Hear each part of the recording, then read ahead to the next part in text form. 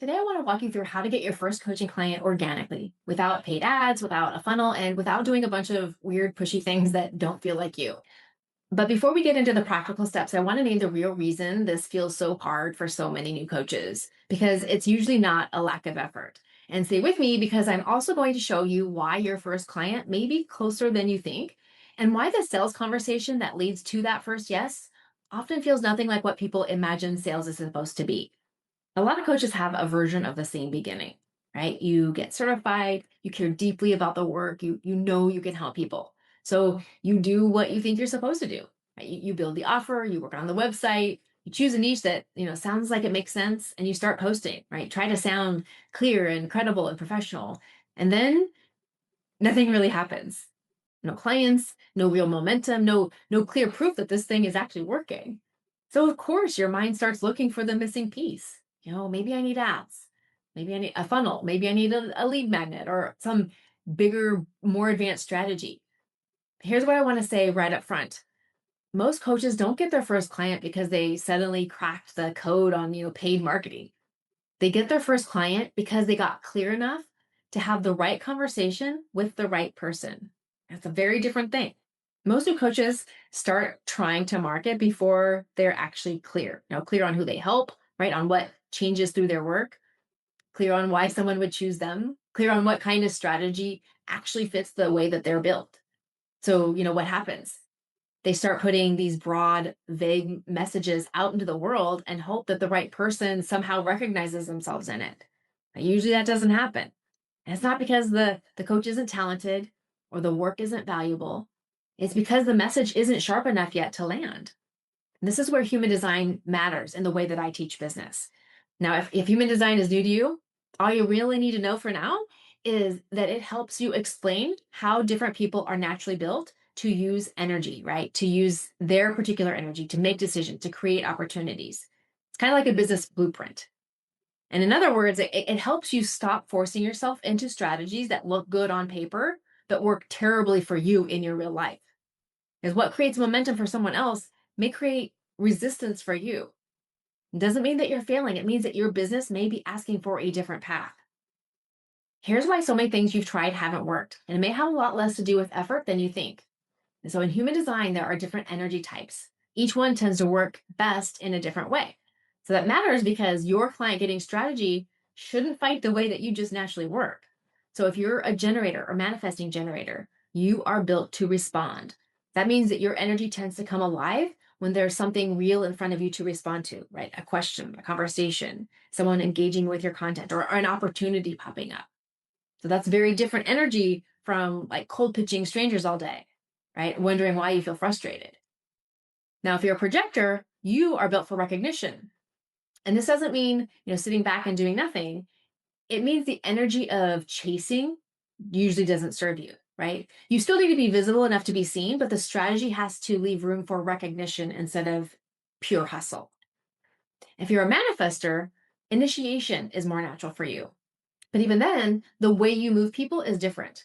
Informing really matters. So your strategy isn't about copying what other people do. It's about moving from your own internal impulse and clearing the path around it by informing others of what you will be doing, what action you'll be taking. So why does all this matter?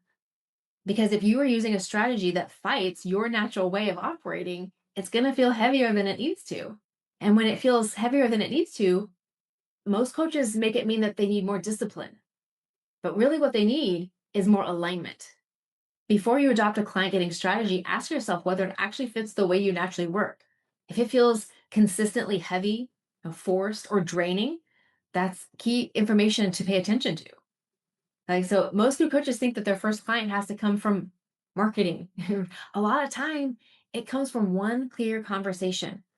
Like, your first client is often already somewhere in your orbit. Someone you know, someone who already trusts you, or who has seen enough of you to say yes if the conversation becomes clear enough. But that only works if you can actually say what you do in a way that lands. Like, this is where so many new coaches get stuck. They're trying to help anyone who wants support, anyone who wants transformation or wants to grow. And that sounds nice, but it just doesn't stick. The first client usually doesn't come because you had a perfect niche statement. It comes because you got clear enough to say something real and specific to a real human being. So sometimes that sounds like, this is who I help. This is what I help you them move through. This is what shifts when we work together. It really is as simple as that. And then you can bring clarity into a real conversation, not with pressure or desperation or some, I don't know, weird script, but just clarity. And I also want to say this, a lot of coaches avoid those conversations because they're scared of sounding pushy or needy, like they're, trying to make someone buy. But a clear, honest conversation is not pushy. It's just a conversation. And one clear message to someone who is actually a fit will usually do more than 100 vague posts trying to reach everybody. You don't need a giant audience to get your first client. You need enough clarity to have one real conversation with someone who's already closer than you think. Here's what I see over and over. A coach actually has enough to begin, and she has enough clarity to reach out and to make the offer, just to say and explain what she does, and she still doesn't do it. Not because she's lazy or doesn't have a plan. It's because there's a story underneath there somewhere. Like, what if they say no? What if they think I'm being pushy? What if I'm not really ready? What if I put myself out there and nothing happens? There's all kinds of stories. And those matter. Those stories matter because those stories shape what happens next. If you believe getting clients is hard, scary, awkward, unsafe, you will hesitate. You will water things down. You'll delay. You'll overthink, right? You'll keep trying to feel more ready before you actually move. And then that lack of movement creates the exact result you're afraid of. No clients. So this is why mindset work is also important and isn't separate from the practical work. It is the practical work, and not in like the fluffy sense. Like I'm talking in the real sense here. Because if your thinking is quietly shutting down your action, then the story is affecting your numbers whether you admit it or not. So this is exactly why I teach what I call the STEER method. So STEER. Okay, so the stands for situation, the neutral fact. And then there's a thought about that situation. That thought creates an emotion. Then that emotion drives your expression, right? What you do or you don't do. And those actions create your result. So if the result is no client, it's worth looking at what thought has been running the whole thing. And before you go build another strategy, look at the story you keep telling yourself about getting clients. That story may be shaping your business more than your tactics are even. One of my clients came to me with 0 paying clients, right? And a lot of hesitation around putting herself out there. And she had pieces of things done, like had worked on a website, maybe half built. She had a lead magnet but she kept tweaking it. She had plenty of ideas, but underneath all of it was this energy of like, I'm just not quite ready yet. And what changed things for her wasn't some big funnel. It was the clarity. She got clearer on who she was helping, what the transformation actually was, and how to talk about that transformation without sounding like everyone else. And then she had one real conversation, right? Didn't have to show up trying to impress or convince. She showed up like a coach. We know how to do that, right? Showing up curious, present, listening. So she asked good questions, right? Reflected back what she was hearing. And when she introduced her offer, it felt natural because it was simply the next step in a conversation that just already made sense. That person said yes. They said yes before her website was fully finished, before her lead magnet was, perfect. That's important because your first client usually doesn't come because everything is perfect. It comes because the clarity got strong enough and the connection got real enough.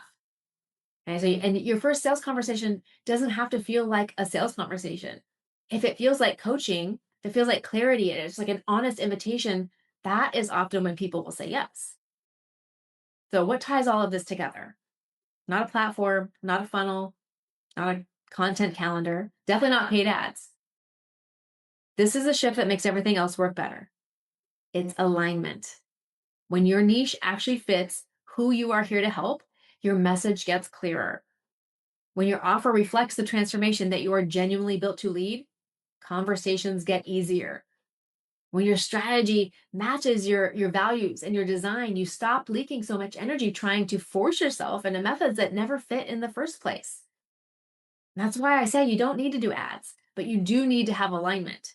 You need a business that feels honest enough to talk about, right? Clear enough to invite people into, aligned enough that you can stay with it long enough for it to work. So imagine 6 months from now, you're not endlessly wondering where the next client is coming from. You know how to talk about what you do, you know who it's for, you know how to have conversations that feel natural instead of awkward.